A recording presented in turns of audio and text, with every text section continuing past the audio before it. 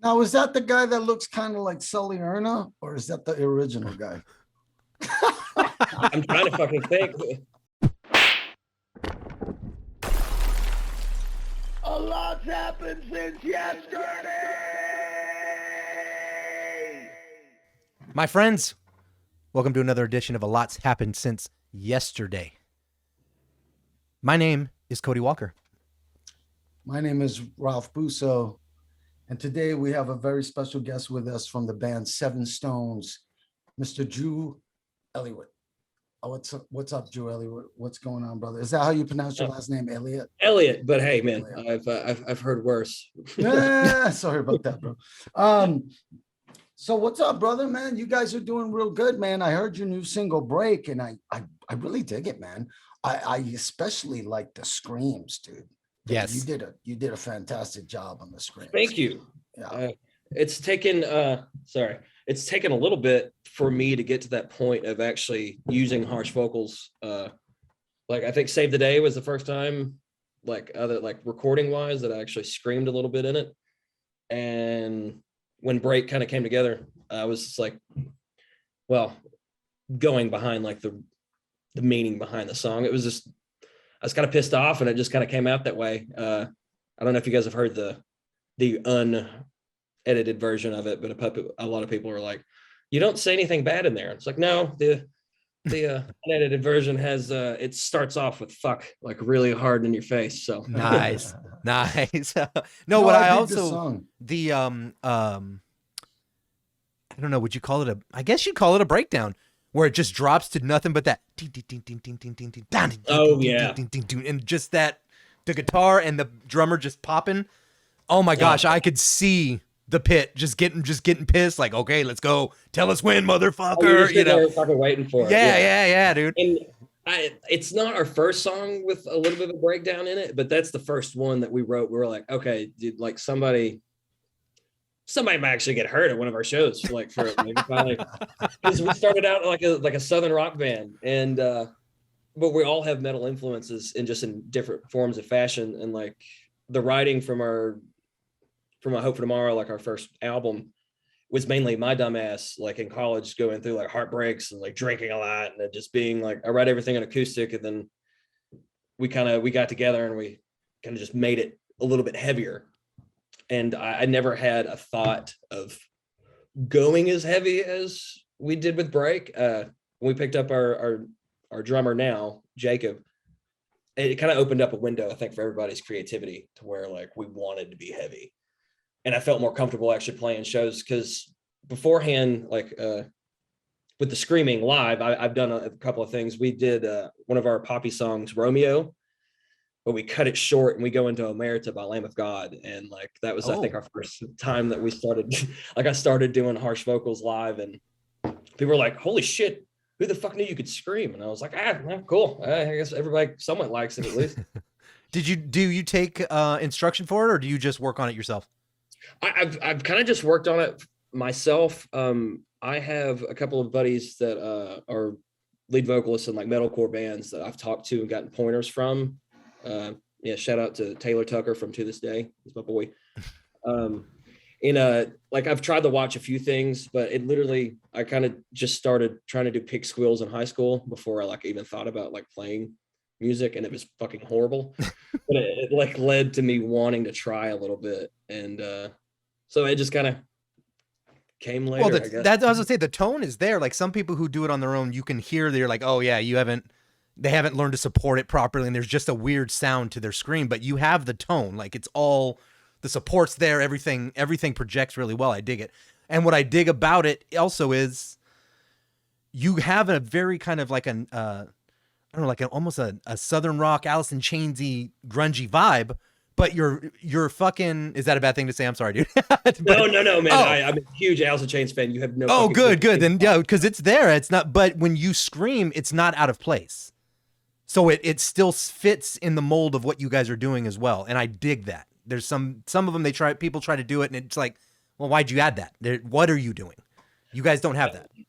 I think that's what worried me from the beginning of like our early music. Whenever everybody was talking about going heavier, I was like, man, the way I didn't feel it, Yeah. And flow for me, like even lyrically, it's a very constant thing that I think about, and that means a lot for you to say that especially the harshes go with the music. Sorry, just burped.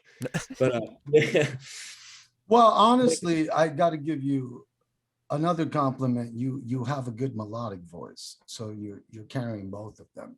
You know what I mean? It's not just like you just have the scream that's really good. You also have a really good melodic voice. You guys' sound reminds me not only of Alice in Chains, but it kind of reminds me of Puddle of Mud and a little bit of Buck Cherry. There's Okay. a little hint of Buck Hey, Cherry in there. You know that's what I mean? that's But you guys have your own unique sound as well. So it's not like you're just taking Yeah. from these other people. It's less that you sound like them and more that like if I put a lineup and wanted to add you guys, I would throw you with them. Yeah, Like that's the where you guys fit in influences those are fucking there. bands. But Hey, it's I'll not take like that you guys are fucking stealing from them or anything. in a like that. heartbeat. So whatever. Alice in Chains, Buck No. Cherry, go on the road, take these guys. Come on, let's go. Oh my God, please. I'm putting I would it in love the to. ether for you. Yeah, I heard that especially in the song Break. And I really like it. I like the other stuff too. I was checking out some of you guys' stuff. I did a fairly deep dive and I really dig your sound. Let me ask you this though. How did this get started? I'm assuming you're the guy who started all this. Somewhat, yes. Like I said, I started writing like I guess it was in college where I actually sat down and started playing acoustic, and I decided like, hey, I know chords, and I kind of just started writing off of what I feel. And Abraham, our lead guitar player, I was friends with him in high school. Him and our original drummer were in I guess. Sorry, also different subgenres really fucking confused me at times, but I think it was like a grindcore band they were in. And so he played guitar, and our original drummer was the drummer there. And all they did was scream, like the deep shit. And so after I go through college and I'm writing this like slow kind of acoustic, Southern rock kind of sounding stuff, I didn't expect for him to be like, oh yeah, man, that's good. Because we didn't talk for like 7 years, I think. Like from my sophomore year of high school until I was getting ready to graduate college, we kind of just started talking again. And he asked about music, and I was like, well, I've been writing this kind of stuff. And he was like, oh man, that's okay, cool. And then like we sat down and like played, and he was like, dude, this is really good. And we called up Josh, our original drummer, and he was like, yeah, man, I still have my kit. He's like, I haven't played in years. And we kind of we started jamming, and that's where we met Rich, or where I met Rich, our bass player. He was friends with Josh, and he showed up at a few of these weird random jam sessions that we had, and he was helping Josh to drum a little bit. And he was like, hey man, why don't you do this, do that? And he was keeping time really well. And me and Abe looked at each other after we jammed a little bit. It's like, why don't we ask this guy to like play bass for us? And so we did. And he was like, dude, I've never touched a fucking bass. And I was like, nah, don't worry, we'll teach you. Well, we didn't know shit about fucking bass to begin with. And he kind of just got forced into the role of playing bass, and he picked it up really quick. And we went straight into just like most of the songs that I had written by myself on acoustic. We all kind of just transformed them into the Southern rock stuff that we had. And before we played a show, we played for like 2 years, like hiding. And then we recorded our first EP, which thank God that's been shelved a little bit. We didn't really capture our sound that well. Then when you started playing shows, I was like, okay, cool. Things just kind of fell apart with our original drummer, which we wish him well. Everything's good now, by all means. And then we picked up Jacob, and this is the sound we have now. I guess we all got comfortable with each other, and the chemistry with Jacob right off the bat was fucking insane. Don't you love it when everything just kind of falls into place? When you didn't dude. even know you were looking for something, and then it hits, you're like, Oh my God. Yeah. We tried out like 4 or 5 dudes, and they're all talented. Don't get me wrong. And it was really big for Rich because our bass player, he based his whole style of playing bass off our original drummer. And he was just like, he's like, hey, no, this isn't bad. This isn't bad. And he was like, some guys, he was like, man, I just can't gel with. But as soon as Jacob sat down behind the kit, which he is so talented, by the way, because he hadn't played in like 3 years. We met him at a party, and our buddy was like, dude, I forgot he plays drums. Like, why don't you have him come try out? He listened to our songs for 2 weeks because he had no idea like or anywhere to set up his drum kit. And so he just listened to our shit. And then he showed up at the house, set up his drum kit, and he just started playing. And like we went through, I think it was Hellbent first, hit every fucking note. And it was just like, Jesus, where's this been? He didn't tell us that he hadn't been able to physically practice till later. And I was just like, how the fuck did you do that, man? So he's a different animal. Yeah. Yeah. Now, is that the guy that looks kind of like Sully Erna, or is that the original guy? I'm trying to fucking think. Like, I know who Sully is. That might have been the original guy. Blonde hair. No, I don't know. He just kind of looked like Sully Erna to me. I don't remember. I was watching the video. Do you have a member of Godsmack in your band is what he's asking Yeah. right now. No, I did not. Well, Sully plays drums, so it's quite possible. Okay, well, that makes sense. I think, like, we might have gotten our name out a little bit quicker if Sully was playing drums for us. But you No, never I just watched the video and I thought, every time I saw him, I'm like, he kind of looks a little bit like Sully Erna. Holy shit. Okay, yeah, definitely. That does look like Jacob. Fuck, I've never put that together. For people that don't know, my girlfriend's sitting next to me and she like pulled up a picture of Sully, which for some reason I'm picturing Sully not having hair. Maybe that was a different era of Sully and Godsmack. But yes. Yeah, that's him, Ralph. So that's I just realized like our drummer is a doppelganger to Sully. That's kind of fucking awesome. So you haven't had a lot of lineup changes. You've only had one or two, or I mean, That's the only one, and hopefully the only one okay. that we'll have. Right. As long as those assholes don't replace me, I think everything will be okay. Very cool, man. So what's the plans for the future, dude? I mean, SevenStones is making a push. What is exactly your plan? Do you have one? Well, we're recording a new single. We're hoping to get that out. And like I don't know when we're trying to get that out, but we also want to possibly put out like a 7-song EP and possibly redo some of our older songs with our new producer that we have, Dalton Skinner. And What are your thoughts on that? Real quick, I don't mean to break your what's that? thought. I don't mean to break your train of thought, but what are your thoughts on bands that maybe weren't satisfied with their original recordings? Because there's a lot of them out there, myself included. And so they kind of want to re-record them and re-release them into the world. What are your thoughts on that? In some cases, I feel like it's a good thing, and in some cases, I feel like it's bad. So, and we're not going to do everything off of ours, but like, I get it. Like, I totally fucking understand of going back, and maybe somebody didn't have the right vision. Maybe you didn't really see where that song could go at the time when you recorded it and spent all that fucking money. But yeah, like, I feel like it's shit again. Like, also at the same time, it's your money. Like, nobody can tell you what to do with it. If you feel like you can revamp it too, and if you made it to a different level of your musical career to where you think like, you know, I feel like the song has potential. I mean, why the fuck not? Like, I think the current climate in the industry too, it makes it more safer to do that nowadays. You know, like when you got Spotify and they're like, you know, give us an acoustic version, a acapella version, a backwards version, an EDM version, you know, because everybody's playing the playlist game. You know, if you have the means to do what you originally visioned, or you go, man, you know, I was a teenager when I wrote that and I can make it better now. It kind of, if you can, go for it, you know?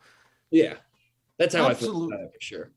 Absolutely. And also, you know, let's face it, if you're starting to get somewhere in your career, which usually happens with time, you're going to want to look back on the stuff that you thought was gems and release them to the world, because they don't know they exist. You know what I mean? The other bands that you did, I've got plenty of examples. The other bands that you worked with, people don't even know about them. So now that you're starting to gain some momentum, why not reintroduce those songs to the world? I agree with you.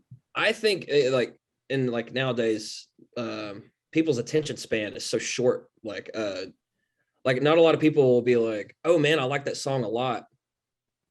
And that's all they fucking listen to. Like me, if I like a song, I'm going to dig a little bit deeper. Like I'm going to listen to the whole fucking album and see if like, does anything else spark something for me? But I've realized that, I guess maybe not for you guys, but I might be the oddball out of wanting to do that. No. because a lot of people are just like, no, I just like that song. Did you listen to anything else? No, not really. It's like, well, okay then. Yeah. There's more out there, I promise. But man. but Work hard. a single doesn't sell you. Let me ask you that. Does this one single sell you from a band? If you hear a really kick-ass song from a band, does it sell you or do you need more? I mean, it does sell me for like, I could say I'm a fan if I really like a song, but usually if it's something that intrigues me that much, I will like, I go further and I try to find more. And that's like on a rare occasion that, just trying to think if it would be that I've done that recently, but I can't remember the band name. But I guess so. I think a single can sell me a little bit, but I guess I'm a cheap whore at the same time because like, Well, because there you have those debates where you have you have certain up and coming bands who will go, we just want to run the single route, and it's like, well, that there's a place for it, but at some point you've got to make the jump to albums or an EP because people are going to expect more from you. I think early on there's a good spot, but at the beginning it's like you better have material or otherwise you're gonna fuck yourself. Oh yeah, Yeah. for sure. And I guess we took a more traditional route of like, before we play a live show, let's have something that people can grab like afterwards. Let's put this out, this EP, so people will know, like if they enjoy it, they're like, holy shit, this band's got a CD out. And like, yes and no is like a good way to do it. At the same time, I don't. Yeah, it just kind of like it kind of fell short on our end just because like people that saw us live, if they picked up that EP and they listened to it, it's like, does it seem like the same energy that you guys have? And it's not. Like it was not. No offense to like the people that worked really hard on it and like the money that we spent on it, because it was an all experiment for us. Because you're talking about the first EP, right? Yes, Yeah. the first EP. So you think it would have been better to spend some time holding your guys' live show, getting more of the energy out and finding like the exact energy of what you were looking for rather than just going and recording the songs first? Is that what you're saying, or am I missing? It like somewhat, yes. I think we needed experience of those live shows first, to be completely honest. Yeah. To like kind of cut our teeth on and like, see how people reacted to things before we put all our eggs in one basket. And I guess like realize that we could speak up for ourselves in certain ways, especially in the recording process. Because I guess it can get muddled. Like the guy that we worked with, his name was Ethan, cool dude. Like we were his first rock band, and like this is the first time we're recording anyway. So it was just it was a learning experience all in all in itself. Like I'm glad we did it because we definitely grew from that for sure. But there are, I think, 3 or 4 that we would like to redo with Dalton for sure. Well, this is a reoccurring topic that we have on this show because we always ask musicians whether or not they think what producer they work with is going to matter or not. And my resounding answer will always be, it absolutely matters. But let me get your opinion on that. What do you think? It totally fucking matters. Especially... I agree with that 100%. Sorry if you were also trying to answer Cody. No. I would not at all. Believe me, I know the resounding. It really does matter. It's weird. People wouldn't think it. They think a lot of times they think the producer is just who you go to get the shit done. Oh yeah. And you're like, no. That's called an engineer. Yeah. Yes. Yeah. Exactly. Shit, man. Like our first experience with our first producer, it was like he had a lot more control than I thought he would have had in our eyes, which there's nothing wrong with that. Again, it's a great learning experience. And I still love the guy. He's cool as shit. But like moving on, like Dalton has this thing. And he was like, hey man, if you want my help, he's like, I'll suggest it. And we're always open to hear what's going on, but like we usually now we kind of have that set, like we know what the fuck we want and don't stop that from happening. But like if you're like, don't change something completely, because before we found Dalton, we talked to a couple of other people, and like one guy, again, not a bad dude by any means, he was just like, no, I want creative control. It's like I don't know about that completely, because he was like, we need to cut 30 seconds here, and he's like, we need to add something here, and it's like no, I don't think that's the way I would want that. I mean, it was intriguing a little bit, but at the same time, it's like, nah, I want our freedom too, at the same Yeah. time, to do like what was in our minds. Cause we're all four usually on the same page of what we're doing. And that's, I feel like, what we're going to record and what we're going to put our money into should be there. So producer does mean a fuck ton on like who you Yeah. go with. Yeah. And Dalton is that guy so far. Well, absolutely, bro. I've been there, done that. I agree with you 100%. I've had some words with producers in the past, and it's just because they weren't really cut out Oh to yeah. to work with us. For our sound and what they had envisioned. I don't even know how we brought it together. It was just kind of, it didn't make any sense. So I get it. You have to find the right guy for your band.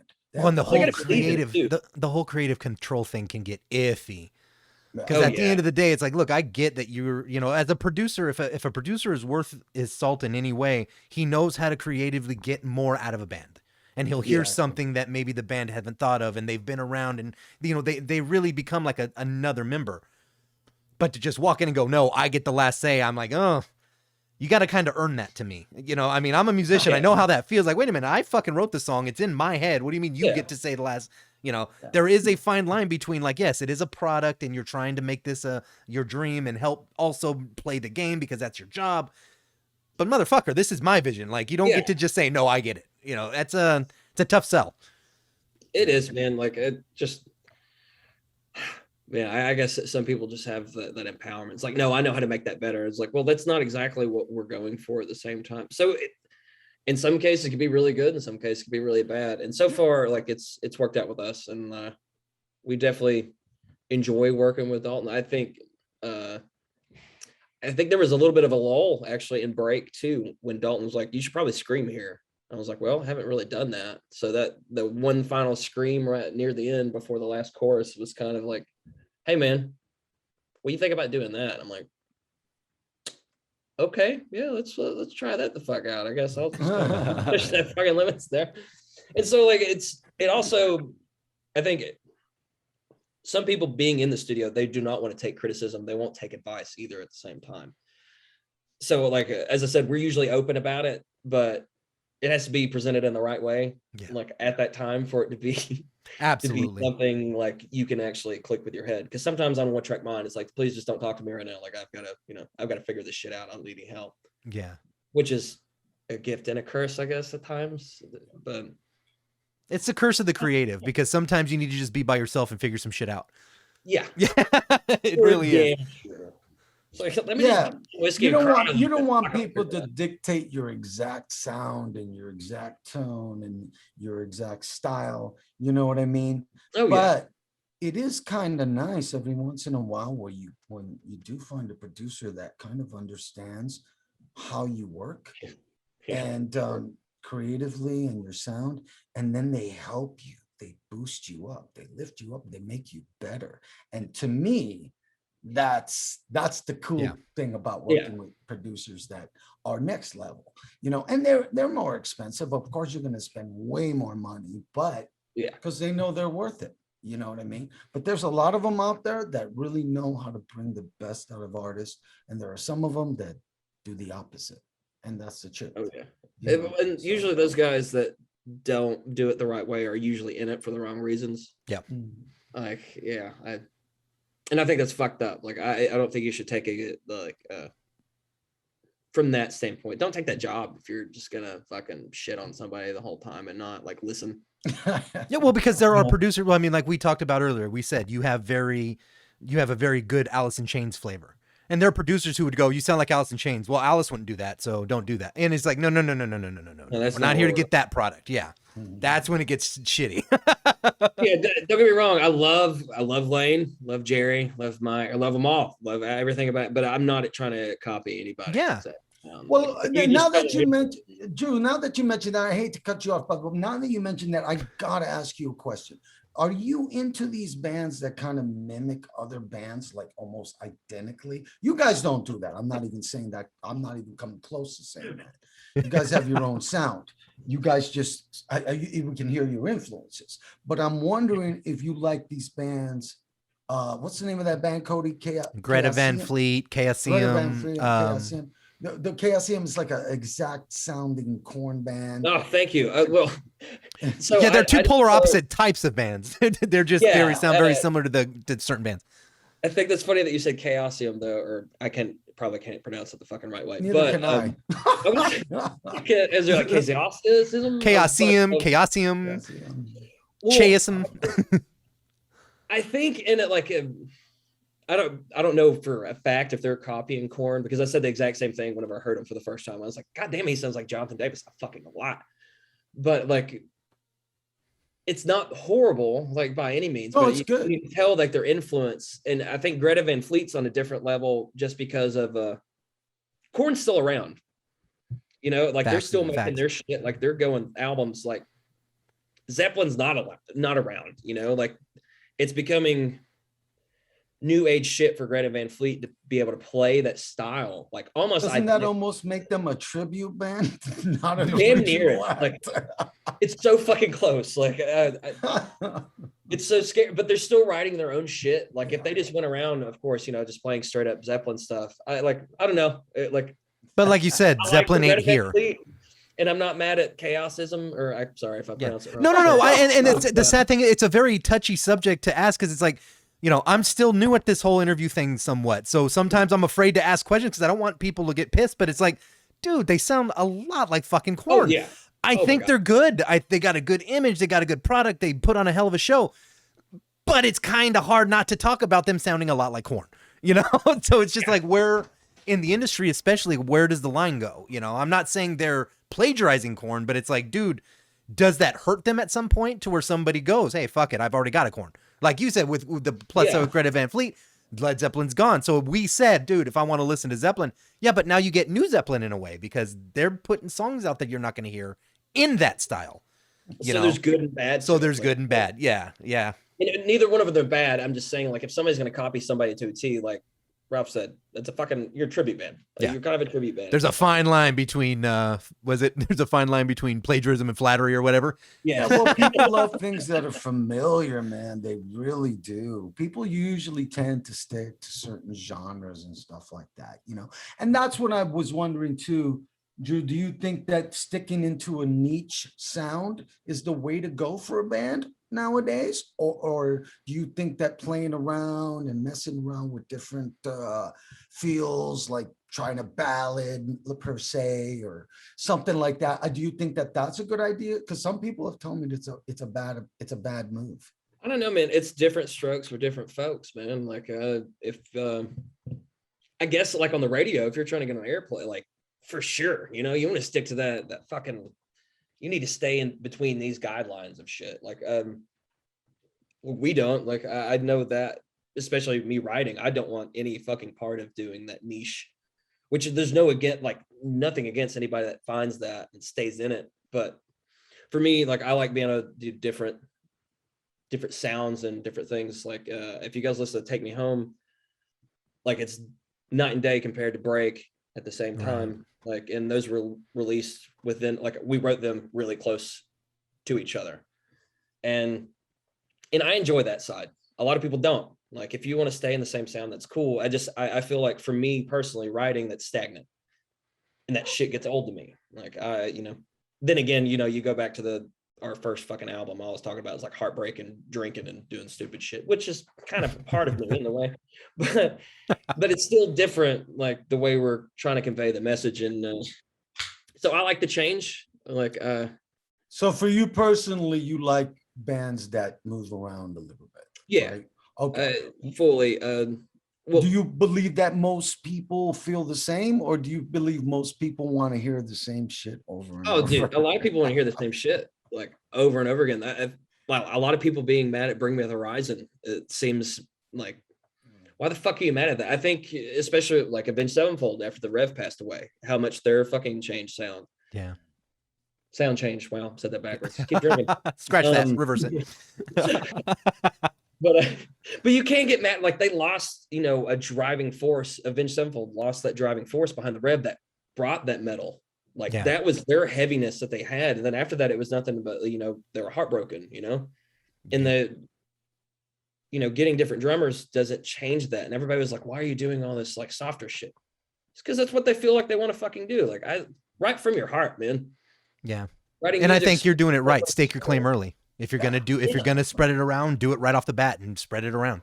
Spread it from the heart. Don't do this shit. Be like, oh, I think this is gonna get somewhere. It's like, it doesn't fucking mean anything. Yeah, people might listen, but it's not gonna live on. Yeah. Yeah, you'll just be a fad. And like, the reason why I want to do music, I want it to like people to relate. You know, I want people to be like, fuck yeah, you know, kind of stick around for a while. I'm a huge Eagles fan, by the way. Oh, right on. And right on. God damn, like their music will never fucking die. Like, Facts. granted, I haven't written anything like that, but maybe at some point, you know. Their harmonies are pretty second to none. Jesus, Absolutely. So. they're so fun. And Vince Gill's filling in so well. Well, Wait, what? Vince Gill filled in after Glenn Fry passed away. No. How am I not hearing about this until just now? Oh my God. So I saw him before with my dad in like 07, I think. It was like our birthday gift from my mom. Like we got to see the Eagles with Glenn Fry when he's still alive. Holy fucking shit, was it amazing. And then I saw him, I can't remember, like it's like 3 or 4 years ago, I think, when Vince Gill filled in. And so did Glenn Fry's son, Deacon Fry. Right. Looks just like Glenn Fry. It's fucking scary. Just a younger version. Their noses are exactly the fucking same. But the harmonies they still got out of those guys is fucking, and not to mention Vince Gill can play the shit out of the guitar. Yeah. No, he's a phenomenal talent. It's almost, he wouldn't be somebody I would think of until you said it, and then I was like, oh shit, yeah, he'd fit right in. Oh, he absolutely. Man. But nobody touches Joe Walsh. Joe Walsh is God. Joe Walsh is the man. Always will be to me. Absolutely. He looks better now than he did in the 90s. Like He's kind of not Mick Jagger. Fuck. He's kind of like Keith Richards. It's like he just gets better with age, and just he ages like a wine, dude. His playing gets better. He just gets more awesome. Joe Walsh is something else, man. Fuck yeah, dude. I could go on about Joe Walsh. So is that one of your favorite bands? If you had top 3 bands that you could name that were your top 3 favorites, do you know what they would be? Or have you thought about it? Oh my God. One, it changes on a regular basis, but like the Eagles definitely would be all time, especially for like songwriting. I can't go wrong with Alice in Chains. Like you have no idea. Again, that means so much to me that you said it was. I'm glad, dude. I'm glad because it's there. It's there in such a great way. Sure, like immediately that initial can I speak English? In the initial part, the beginning of the video for Save the Day. You guys start in and I was like, okay. And then the minute you start singing, I was like, oh, there it is. Immediately scratched my itch for Alice. Immediately, dude. And it immediately caught my attention. I was like, okay, we got something here. You know what I mean? But then again, you know, our mutual friend Barb would never ask us to work with anybody that was below.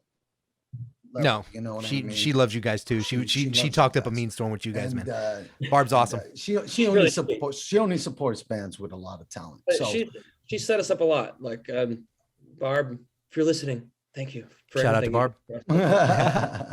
ladies and gentlemen, we've been talking to Drew Elliot from the band SevenStones, and this dude is a badass singer. He's a badass screamer, and the band is badass. I love the guitar work, the drums. You guys got to check them out. They have a new single called Break. Seriously, check it out. Go to YouTube. You can check it out and listen. You guys are on Spotify, right, bro? Oh yeah, we're on every platform that every platform. every You platform. heard that here. SevenStones, one word. Yes, sir. They are So, undeniably check the real them out. fucking deal, people. Check them out. Drew, thank you so much for coming on, my brother. Thanks, fellas. You guys are awesome. You have an open invitation, my man. You want to come on, talk anytime, you let us know. You're back. It was fun talking to you, dude. You're a good guy. I can tell. Thanks, Ralph. Thanks, Cody. You guys are fucking great, man. All right, ladies and gentlemen, make sure you support SevenStones. Go support any art. Make sure you support music. Until next time, take care of each other. Take care of yourselves. Be good humans. Always fucking forward. Peace. Peace.